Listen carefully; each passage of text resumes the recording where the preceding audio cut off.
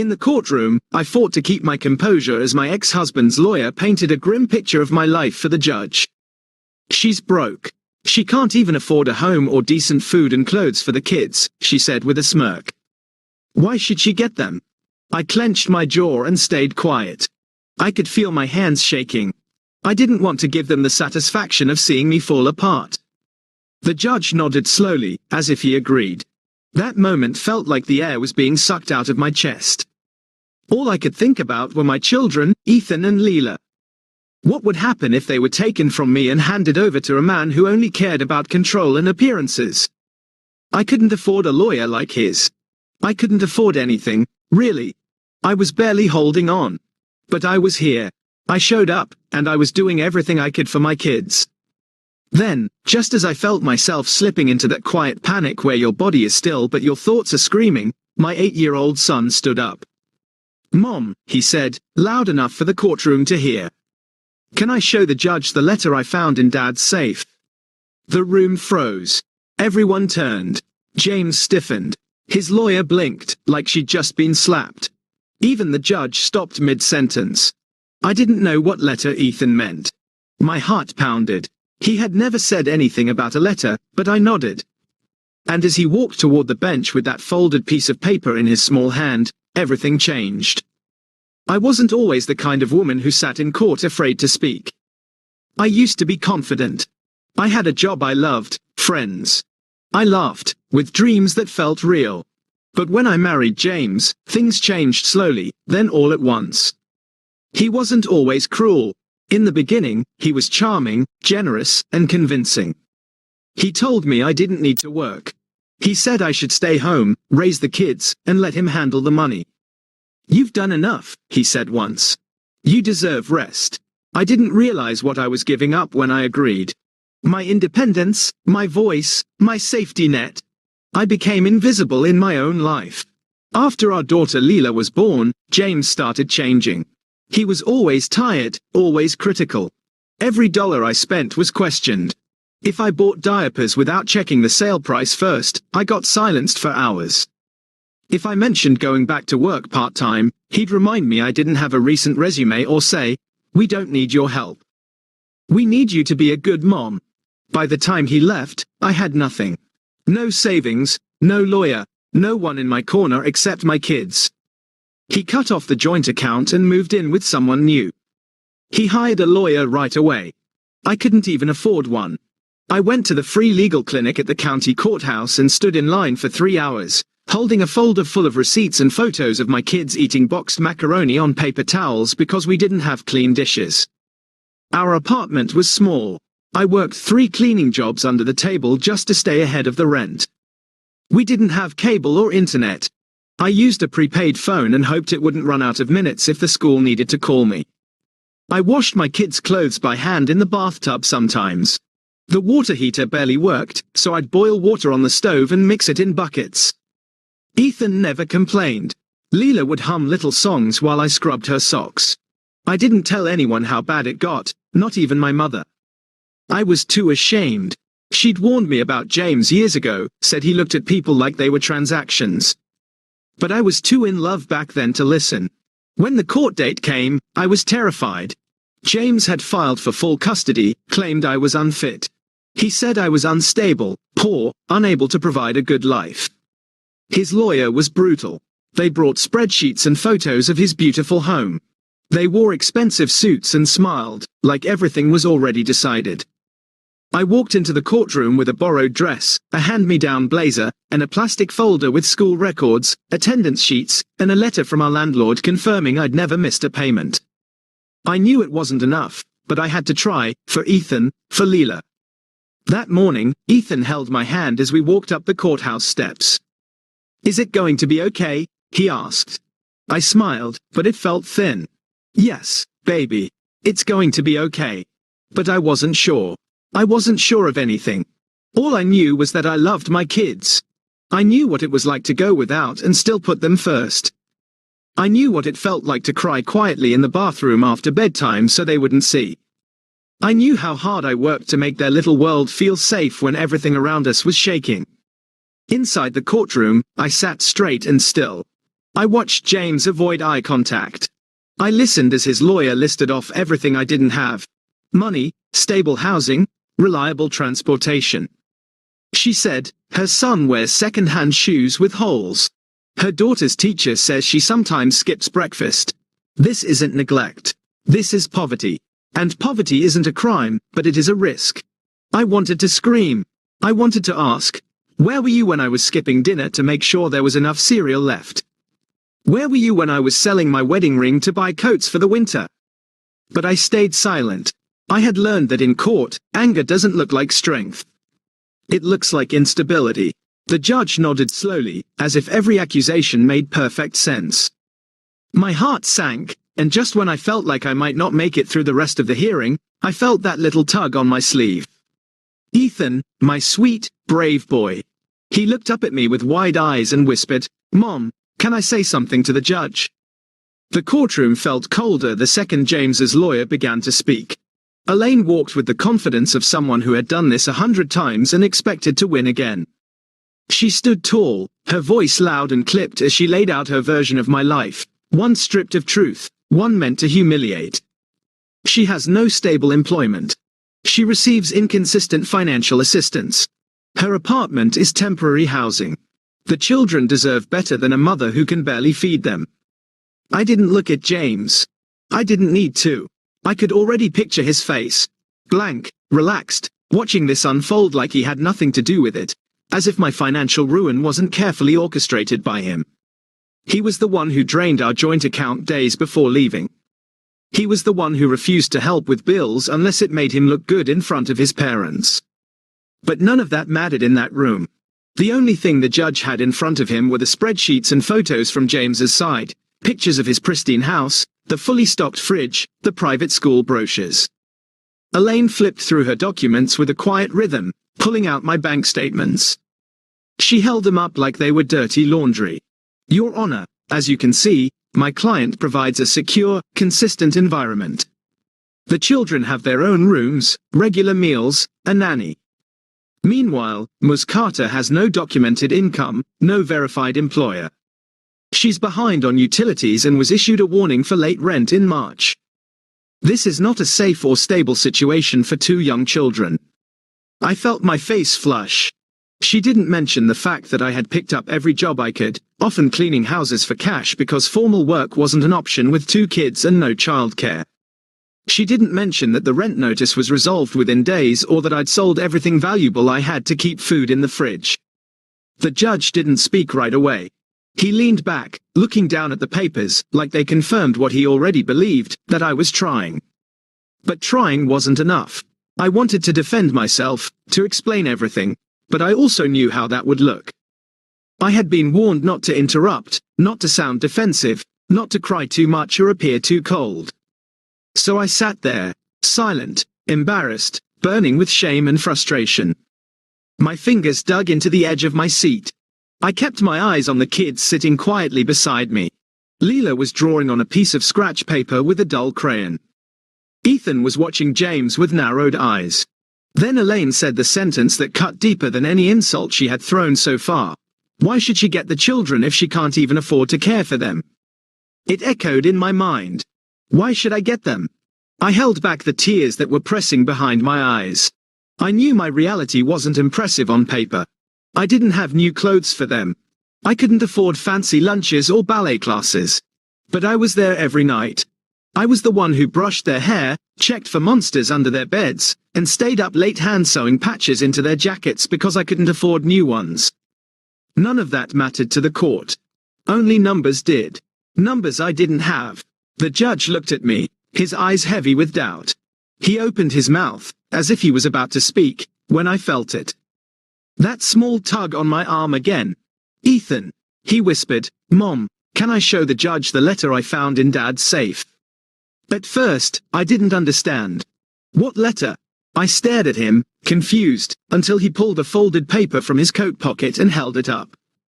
My stomach turned. I didn't know what it was, but something in James's posture shifted. He sat up straighter. Elaine's eyes locked on the paper. Ethan, what is that?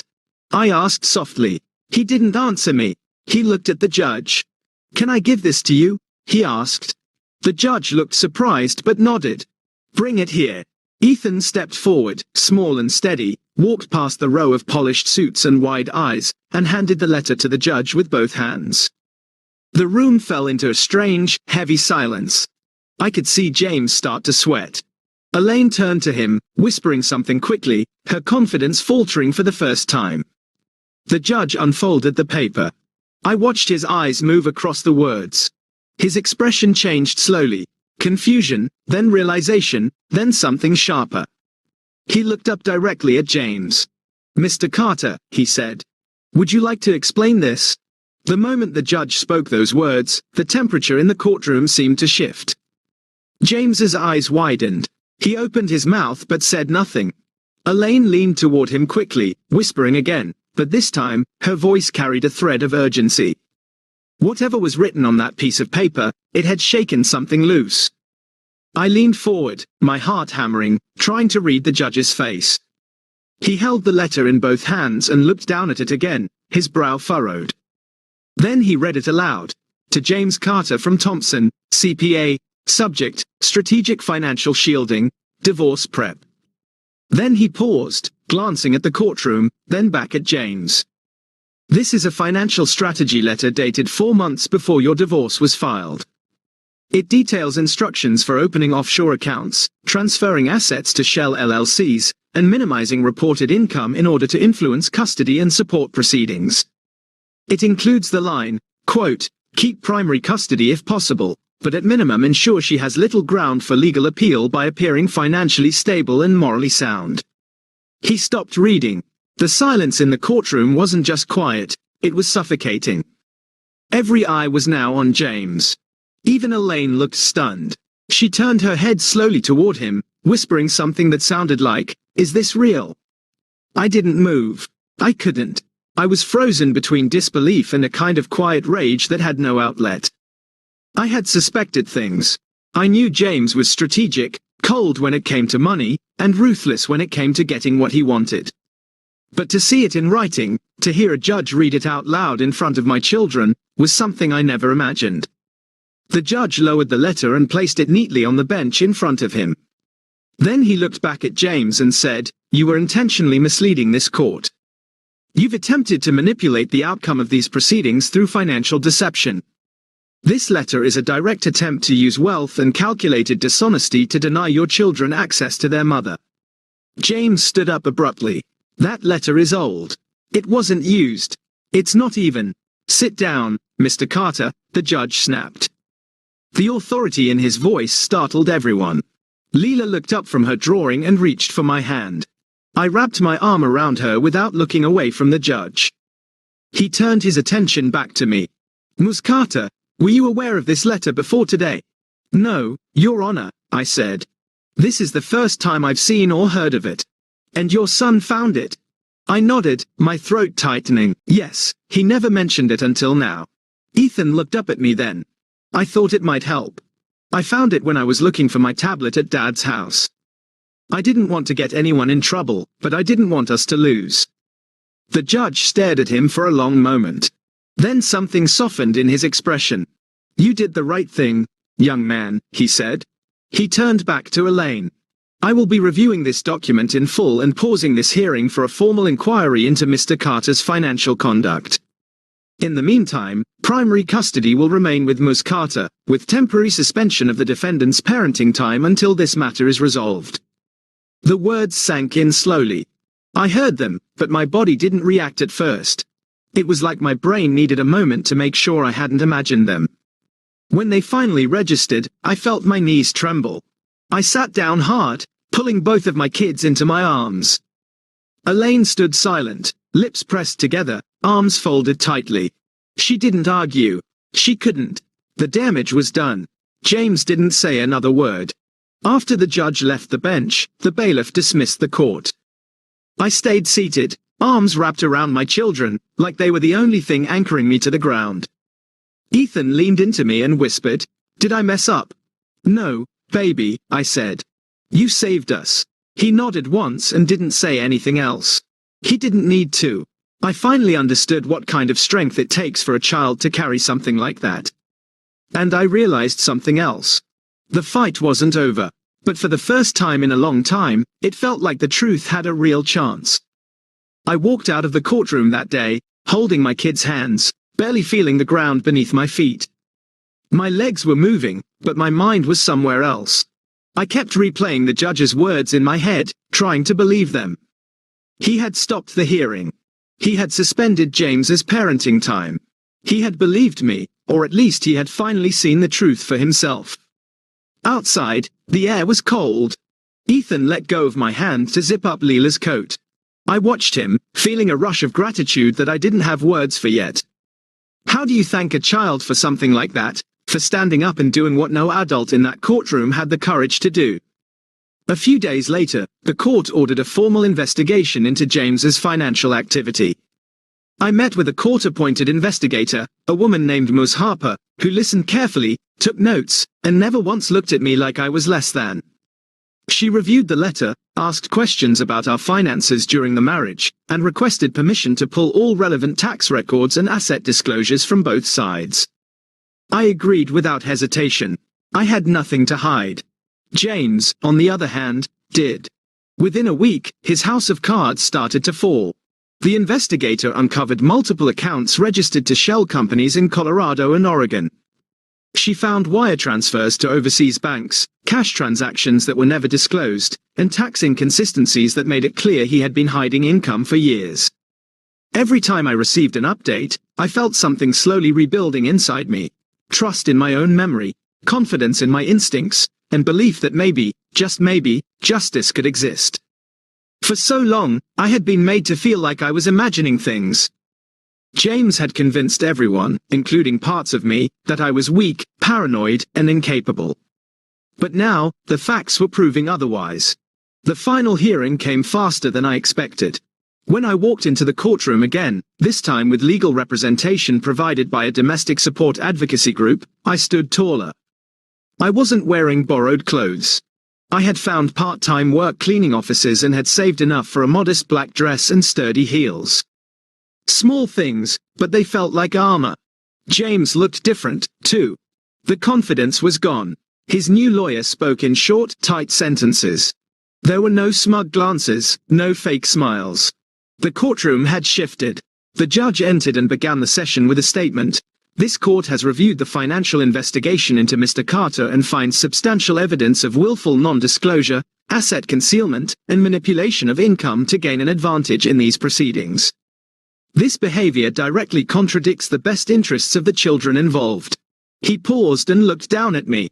Ms. Carter, in light of these findings and your demonstrated commitment to your children's well-being under difficult circumstances, this court grants you full physical and legal custody of Ethan and Leela. Mr. Carter is ordered to pay backdated child support and will be subject to monitored visitation pending further review. I didn't cry right away. I think part of me was still bracing for the moment to be taken away, for someone to say there was a mistake or a change, but no one spoke. The judge signed the order. The gavel fell. It was real. Leela squealed quietly and hugged my waist. Ethan squeezed my hand. He didn't smile, but his eyes were shining, steady, and sure. That night, we had pancakes for dinner and danced to music on the radio. Nothing fancy, just us in our tiny kitchen, laughing until the sound filled every corner of the apartment. I sat on the floor afterward, holding them both on my lap. Leela was singing. Ethan was drawing something on a notepad. When I looked down, I saw what he had written. A picture of a house with 3 stick figures. Above it, he'd written, "Home is where Mom is."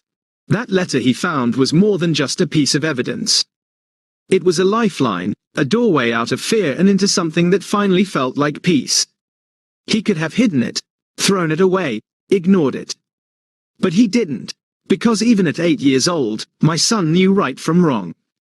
And in a courtroom full of adults, he was the one brave enough to tell the truth. It's been 7 months since that day in court, but I still think about it often. Not just the moment the judge ruled in my favor or the look on James's face, but the quiet strength it took to get there. The kind of strength that doesn't come from power or money, but from love. The kind that keeps going when everything else is gone. After the ruling, life didn't become perfect. I still worked long hours. I still budgeted every grocery trip down to the last dollar.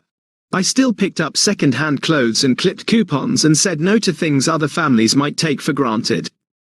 But the fear was gone. The constant pressure, the feeling that someone was waiting to take everything away, that was over. James made a few attempts to regain control. He filed a motion to reduce his support payments, then tried to question the monitored visitation requirements, but the evidence was strong, and the court stood firm. He showed up to his scheduled visitations 4 times, then stopped trying. I didn't explain it to the kids in too much detail. I only told them what they needed to know. Their dad wasn't ready to be consistent, and they deserved people who showed up and stayed. They stopped asking after a while. Ethan still talks about the letter sometimes. One evening, we were sitting on the couch, and he asked, "Was I in trouble for taking it?" I shook my head and looked him in the eye. "No, baby. You were brave. You told the truth when it mattered most." He nodded, like he understood, and leaned his head on my shoulder. That moment reminded me of how easily children carry burdens we don't even see. He had carried that piece of paper for weeks. He had waited for the right time to speak. He had chosen justice when no one asked him to. I started going to counseling. At first, it felt strange to talk about everything out loud. To hear myself admit just how bad it had been. But healing needs air.